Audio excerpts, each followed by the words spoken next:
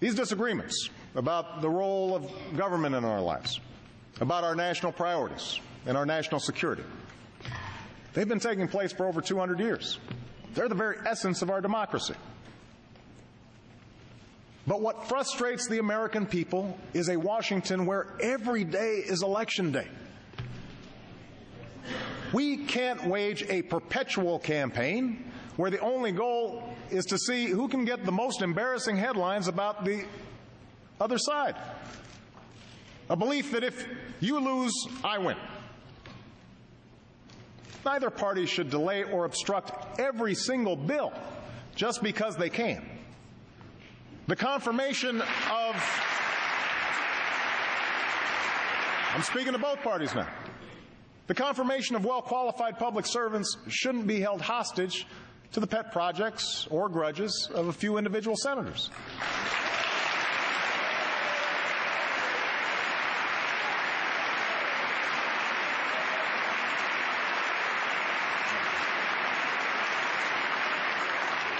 Washington may think that saying anything about the other side, no matter how false, no matter how malicious, is just part of the game. But it's precisely such politics that has stopped either party from helping the American people. Worse yet, it's sowing further division among our citizens, further distrust in our government. So no, I will not give up on trying to change the tone of our politics. I know it's an election year, and after last week, it's clear that campaign fever has come even earlier than usual. But we still need to govern. To Democrats, I would remind you that we still have the largest majority in decades, and the people expect us to solve problems, not run for the hills.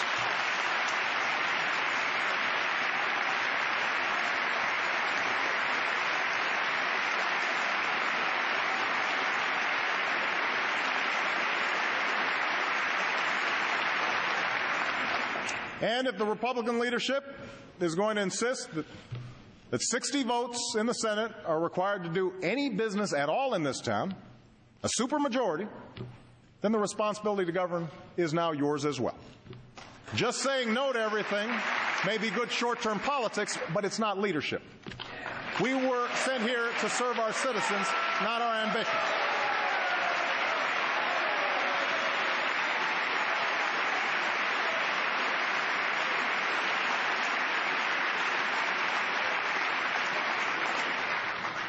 So let's show the American people that we can do it together. This week I'll be addressing a meeting of the House Republicans. I'd like to begin monthly meetings with both Democratic and Republican leadership. I know you can't wait.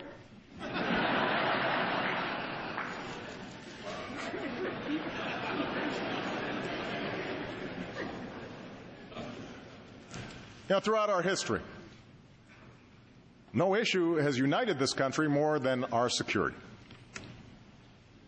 Sadly, some of the unity we felt after 9/11 has dissipated. And we can argue all we want about who's to blame for this, but I'm not interested in relitigating the past. I know that all of us love this country. All of us are committed to its defense. So let's put aside the schoolyard taunts about who's tough. Let's reject the false choice between protecting our people and upholding our values. Let's leave behind the fear and division and do what it takes to defend our nation and forge a more hopeful future for America and for the world.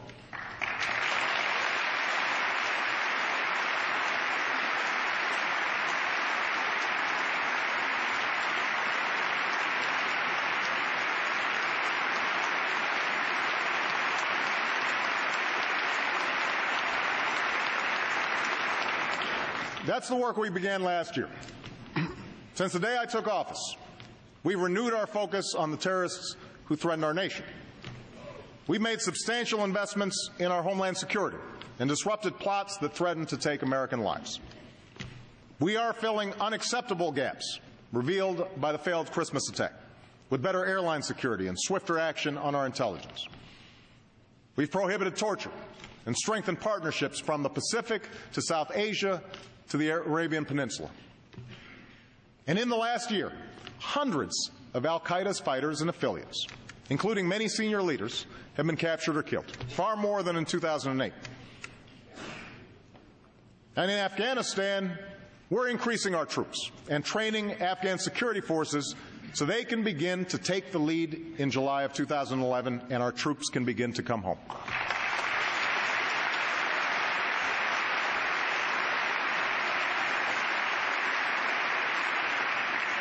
We will reward good governance, work to reduce corruption, and support the rights of all Afghans, men and women alike. We're joined by allies and partners who have increased their own commitments and who will come together tomorrow in London to reaffirm our common purpose. There will be difficult days ahead, but I am absolutely confident we will succeed. As we take the fight to al-Qaeda, we are responsibly leaving Iraq to its people. As a candidate, I promised that I would end this war, and that is what I'm doing as president. We will have all of our combat troops out of Iraq by the end of this August. We will support the Iraqi government. We will support the Iraqi government as they hold elections, and we will continue to partner with the Iraqi people to promote regional peace and prosperity. But make no mistake, this war is ending, and all of our troops are coming home.